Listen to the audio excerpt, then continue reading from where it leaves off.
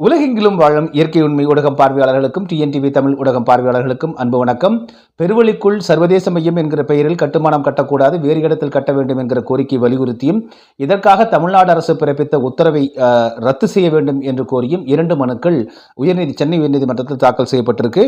இதில் ஒரு மனுதாரர் பார்த்தீங்க அப்படின்னா திரு தமிழ்வேங்கி அவர்கள். இவருடைய மனு எண் பார்த்தீங்கன்னா 8190 2024 எண்ணிட்டது. அடுத்ததாக பார்த்தீங்கன்னா வினோத் என்கிற ஒரு மனுதாரர். இவருடைய மனுனுடைய எண்ணிக்கை 9141 2024 தேதியிட்டது.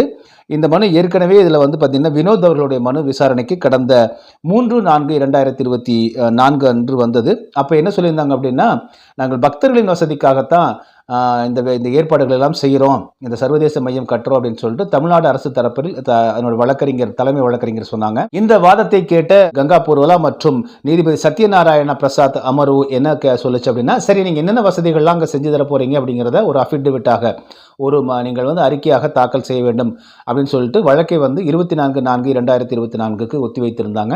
அதன் பிறகு 5/4/2024 அன்று தமிழ்வேங்கி அவருடைய மனு தற்போது அன்னைக்கு ஏற்றுக்கொள்வதற்காக வந்தது. அப்பொழுது 1 லட்சம் ரூபாய் பணம் நீங்கள் ஒரு செக்யூரிட்டி டெபாசிட் கட்டணும்னு சொன்னாங்க. அதை பணம் கட்டினாங்க. இதையடுத்து இந்த 2 மனுக்களுமே இந்த 24/4/2024 அன்று விசாரணைக்கு எடுத்துக்கொள்ளப்பட்டது. இதில் என்ன பண்ணாங்கன்னா, முதலில் பார்த்தீங்கன்னா சுரேஷ் அவர்களுடைய வழக்கறிஞர் சுரேஷ், அதாவது வினோத் அவர்கள் மனுதாரர் வினோத்துடைய வழக்கறிஞர் சுரேஷ் அவர்களுக்கு வாதம் செய்வதற்காக நீதிபதி அவர்கள் அனுமதிச்சிருந்தாங்க. அந்த அடிப்படையில் கேட்கும்போது உங்களுடைய வாதம் என்ன அப்படின்னா, ஐயா இந்த மாதிரி கட்டுமான பணிகள் தொடர்ந்து நடந்துட்டு இருக்கு. குறிப்பாக தற்போது தமிழ்நாடு அரசு நீங்கள் கேட்டதை போல ஒரு அறிக்கை தாக்கல் பண்ணியிருக்காங்க. 16 வசதிகளை நாங்கள் அங்கே செஞ்சு தரணும் அறிக்கை தாக்கல் பண்ணுறாங்க. ஆனால் எங்களுடைய மனு நாங்கள் என்ன பிரேயரை வச்சோமோ, என்ன கோரிக்கையை முன் வச்சோமோ அதுக்கு பதிலளிக்கக்கூடிய அளவில் அவருடைய பதில் இல்லை அப்படின்னு சொன்ன உடனே, சரி தமிழ்நாடு அரசில் சொல்லக்கூடிய கருத்து என்னங்கிறத நம்ம கேட்டுட்டு உங்ககிட்ட வரேன்னு சொன்ன நீதிபதி அவர்கள் அவங்ககிட்ட கேட்டாங்க. தலைமை வழக்கறிஞர் ராமன் ஐயா அவர்கள் அவங்க என்னென்னலாம் செய்ய போகிறாங்க அப்படிங்கிற வசதிகள் எல்லாம் சொன்னாங்க. அதன் பிறகு பார்த்தீங்கன்னா வழக்கறிஞர் சுரேஷ் அவர்களிடம் நீதியரசர் கேட்டாங்க, சரி இப்போ உங்களுடைய பிரேயர் என்னன்னு கேட்ட போது, ஐயா நாங்கள் தொல்லியல் சார்ந்த மிக முக்கியமான இடமாக கருதப்படுது, அந்த இடத்துல இப்பொழுது கூட தொல்லியல் சான்றுகள் எடுக்கப்பட்டிருக்கு அப்படின்னு நினைவுபடுத்தினாங்க. உடனே தலைமை வழக்கறிஞர் என்ன சொன்னாங்க அப்படின்னா, அரசு தலைமை வழக்கறிஞர் என்ன சொன்னாங்கன்னா, நாங்கள் பார்த்தோம் ஒரு சுவர் கிடைச்சிருக்கு, அது ஒரு 16, 17, 18ஆம் நூற்றாண்டை சேர்ந்ததாக இருக்கணும், அது ஒரு சுவரினுடைய எச்சமாகத்தான் இருக்குது, அந்த இடத்துல நாங்கள் எந்த கட்டுமானத்தையும் நாங்கள் மேற்கொள்ள போகிறதில்ல, அதே போல் வேறு ஏதாவது பெருவழிக்குள்ளே அது போன்ற தொல்லியல் சான்றுகள் கிடைச்சா அதை நாங்கள் பாதுகாப்போம் அப்படின்னு பதில் சொல்கிறாங்க.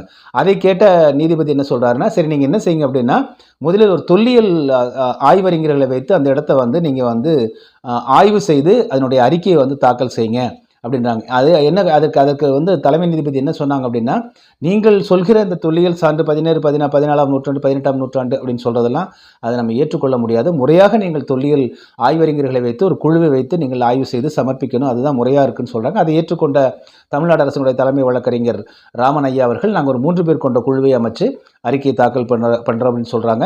இதையடுத்து வழக்கறிஞர் திரு சுரேஷ் ஐயா கிட்ட தலைமை நீதிபதி ஐயா கேட்குறாங்க, உங்களுடைய பிரேயர் என்ன அப்படின்னு கேட்குறாங்க. அப்போ சொல்கிறாங்க, ஐயா நீங்கள் அந்த அறிக்கை தாக்கல் செய்கிற வரைக்கும் அங்கே கட்டுமானங்களை கட்ட வேண்டாம்னு சொல்லுங்க ஐயா அப்படின்னு சொல்கிறாங்க. இல்லை கட்ட மாட்டாங்க அப்படின்னு தலைமை நீதிபதி கங்கா பூர்வலா சொல்கிறாங்க.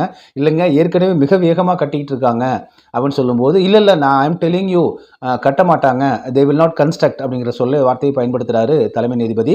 அப்புறம் இதை கேட்ட தலைமை வழக்கறிஞர் தமிழ்நாடு அரசு தலைமை வழக்கறிஞர் as we will not construct அப்படின்னு சொல்கிறாங்க, அதாவது நாங்கள் கட்ட மாட்டோம் அப்படின்னு சொல்கிறாங்க. ஸோ இதையடுத்து வழக்கை என்ன செய்கிறாங்க அப்படின்னா, இதை இந்து சமய அறநிலையத்தினுடைய வழக்குகளை விசாரிக்கக்கூடிய மிக முக்கியமாக அமர்வு மகாதேவன் மற்றும் ஆதிகேசவலு அடங்கிய இன்னொரு அமர்வுக்கு, அவர்களுக்கு தமிழ் தெரிந்த நீதிபதிகள் என்கிற காரணத்தினாலையும் அவர்கள் இந்து சமய அறநிலையத்துறையினுடைய இந்த வழக்குகளை விசாரிக்கிறாங்க அப்படிங்கிற காரணத்தினால அந்த அமர்வுக்கு இந்த வழக்கை மாற்றி உத்தரவிட்டிருக்காங்க. ஸோ இப்போ தமிழ்நாடு அரசு தொல்லியல் ஆய்வறிஞர்கள் குழு ஒன்றை வைத்து ஆய்வு செய்து அதை அறிக்கையை சமர்ப்பிக்கணும். அடுத்ததாக பார்த்தீங்க அப்படின்னா இந்த வழக்கு தற்பொழுது வேறு அமர்வுக்கு, தமிழ் தெரிந்த நீதிபதிகள் உள்ள அமர்வுக்கு மாற்றப்பட்டிருக்கு அப்படிங்கிறதா இன்றைய மிக முக்கியமானது.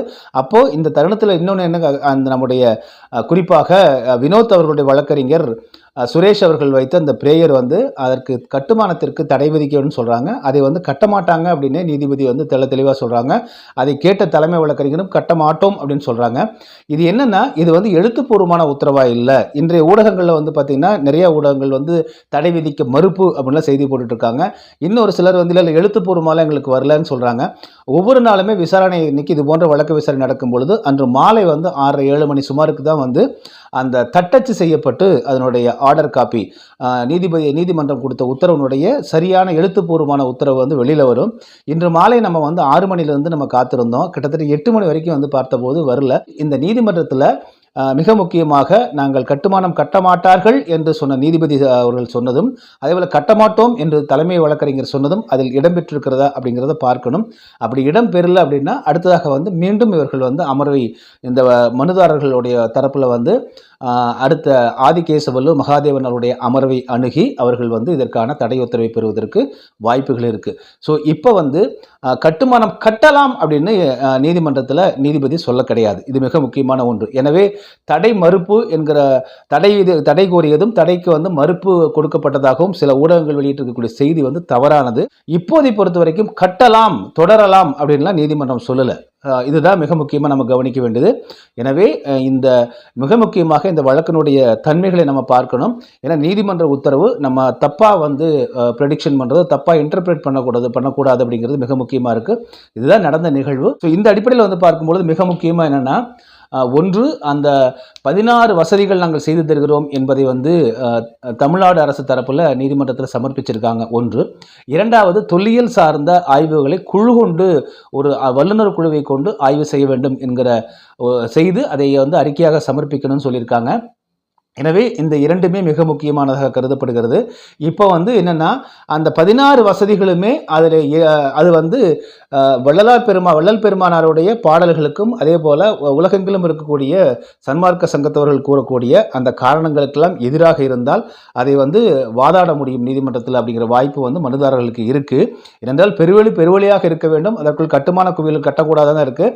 ஆனால் தற்போது உள்ள நிலைமை வந்து பார்த்திங்கன்னா உலகெங்கிலும் உள்ள மக்களுக்கு வந்து இன்று காட்சிகளாகவே தெரிகிறது. அந்த நுழைவாயிலிருந்து உள்ள வந்து வரைக்கும் பார்த்தீங்கன்னா முழுக்க கொத்து பரோட்டா மாதிரி கொத்து வந்து அந்த பெருவெளியவே சிதைச்சி வச்சுருக்காங்க, குழி தோண்டி வச்சுருக்காங்க அப்படிங்கிறது உலகறிந்த ஒன்றாக இருக்கிறது. இது என்னென்னா, இது இப்படிப்பட்ட ஒரு போராட்டங்கள் வழக்குகள் நடைபெற்று கொண்டிருக்கும்போது இடைப்பட்ட நேரம் இருக்குது வந்து பார்த்திங்கன்னா அது தேர்தல் நேரம். அப்புறம் வந்து இந்த எழுத்துப்பூர்வமான உத்தரவு வருவதற்காக ஒரு நாள் தாமதமாகுது பாருங்கள். இது போன்ற நேரங்கள், இந்த நேரத்திலாம் இரவு பகலாக கட்டிக்கிட்டு இருக்காங்க.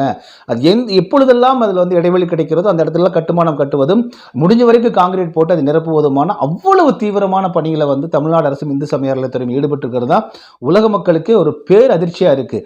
என்ன அப்படி என்னங்க அவசரம்? ஒரு சர்வதேச மையத்தில் கட்டடம் கட்டுறதுக்கு தமிழ்நாடு அரசுக்கு அப்படி என்ன அவசரம்? ஒரு அணு உலையை கட்டினா கூட சொல்லலாம், ஒரு டேம் கட்டினா சொல்லலாம். மின்சாரத்திற்காக அணு உலை கட்டுறாங்க, தண்ணீர் வசதிக்காக மின்சார வசதிக்காக டேம் கட்டுறாங்க, இல்லை வந்து மிக முக்கியமாக வந்து ஏதோ ஒரு உயிர் வாழ்வு தருவதற்கான மக்களுக்கு தருவதற்கான ஒரு திட்டத்தை நிறைவேற்றுறாங்கன்னா இந்த மாதிரி தடைகளை எல்லாம் மீறி எப்படியாவது கட்டி வந்து இந்த மக்களை காப்பாற்றினடா அப்படிங்கிற எண்ணம் இருக்கும். இது ஒரு அந்த இடத்துல வந்து சர்வதேச மையம் என்கிற பெயரில் அலங்கார வளைவுகள், நுழைவாயில், 40 அடி 40 அடி 80 அடி ரோடு, இரண்டு புறமும் கட்டடங்கள் கட்டுவதற்கு எதுக்கு இவ்வளவு அவசரம்? கிடைக்கிற கேப்லலாம் இவர்கள் வந்து காவல்துறையை வைத்துக்கொண்டும் சுற்றியும் வந்து பார்த்திங்கன்னா தடுப்பு சுவர் அமைத்து கொண்டு தான் செய்கிறாங்க. இப்போ என்ன நம்ம கேள்வி வருதுன்னா, அடுத்ததாக ஏதாவது தொல்லியல் சான்றுகள் தோண்டப்படும் போது கிடைத்தால் அந்த இடத்தை நாங்கள் பாதுகாப்போம்னு தமிழ்நாடு அரசு வழக்கறிஞர் சொல்கிறாரு. ஆனால் அங்கே நடைமுறையில் என்னவா இருக்குது? இருக்கக்கூடிய எல்லாத்தையும் தகரக்கொட்டாயை போட்டு அடைக்கிறார்கள். தகரக்கொட்டாயை போட்டு அடைத்து கொண்டு இவர்கள் தோண்டுவதும், அதுக்கு வந்து குழி நடுவதும், அப்புறம் வந்து பள்ளங்கள் தோண்டுவதும், காங்கிரீட் போடுவதும், இது அதே போல் வந்து கட்டடங்கள் கட்டுவதுமான பணிகளை மேற்கொள்ளும் பொழுது இவர்கள் தோண்டக்கூடிய இடத்தில் என்ன பொருட்களை எடுக்கிறார்கள், அது வந்து தொல்லியல் சான்றுகள் உள்ளதா இல்லையாங்கிறது யாருக்கு தெரியும்? ஆக அப்போ ஒரு டிரான்ஸ்பரன்சி மீண்டும் இல்லை அப்படிங்கிறதா இருக்குது. இவங்க சுற்றி அடைச்சிக்கிட்டு வந்து உள்ளே தோண்டினாங்கன்னா தொல்லியல் சான்று இருந்தால் என்ன தெரியும்? திரும்ப அப்படியே எல்லாத்தையும் குப்பையாக போட்டு கொண்டு போய் போட்டாங்கன்னா யாருக்கு தெரிய போகுது? ஸோ இந்த ஒரு இதை நடைமுறையில் இருக்குது. இதையெல்லாம் தாண்டி எதுக்கு இவ்வளவு தூரம் ரிஸ்க் எடுத்து இதை வந்து இந்த அரசு செய்கிறாங்க அப்படிங்கிறது இன்னும் கூட ஒரு வியப்பான கேள்விகளாக இருக்கிறது. அருட்பிரகாச வள்ளல் பெருமானாருடைய பெருமைகளை உலகெங்கிலும் எடுத்து சொல்லணும் செய்யணும் அப்படின்னு நினச்சிட்டு வந்து பார்த்திங்கன்னா முழுக்க வந்து பார்த்திங்கன்னா வடலூரை பற்றின எதிர்மறையான செய்திகள் தான் உலகெங்கிலும் போயிட்டுருக்கிறது. தமிழ்நாடு அரசை பற்றின எதிர்மறையான சிந்தனைகள் தான் உலகெங்கிலும் போயிட்டுருக்குன்னு பார்க்குறோம். அவர்கள் செய்வதெல்லாம் தவறுகள் மேல் தவறுகள் செஞ்சிட்ருக்காங்க அப்படிங்கிறத நம்ம பார்க்குறோம்.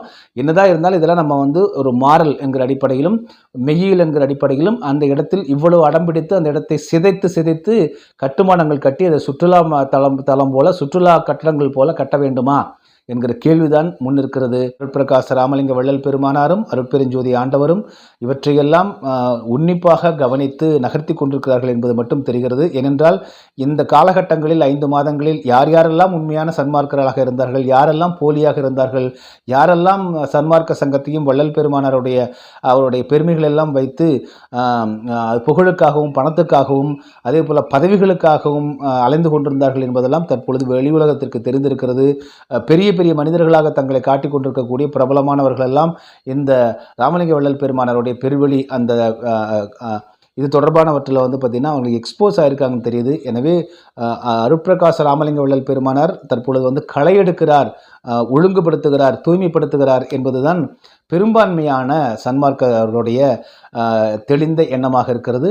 அது நல்லது நடைபெற எல்லாம் வல்ல அருட்பெருஞ்சோதி ஆண்டவரையும் திரு அருட்பிரகாச ராமலிங்க வள்ளல் பெருமானாருடைய பாத கமலங்களை பணிந்து வேண்டிக் கொள்கிறோம். மீண்டும் மற்றொரு காணொலியில் உங்களை சந்திக்கிறேன். அதுவரை நன்றி, அன்பு, வணக்கம்.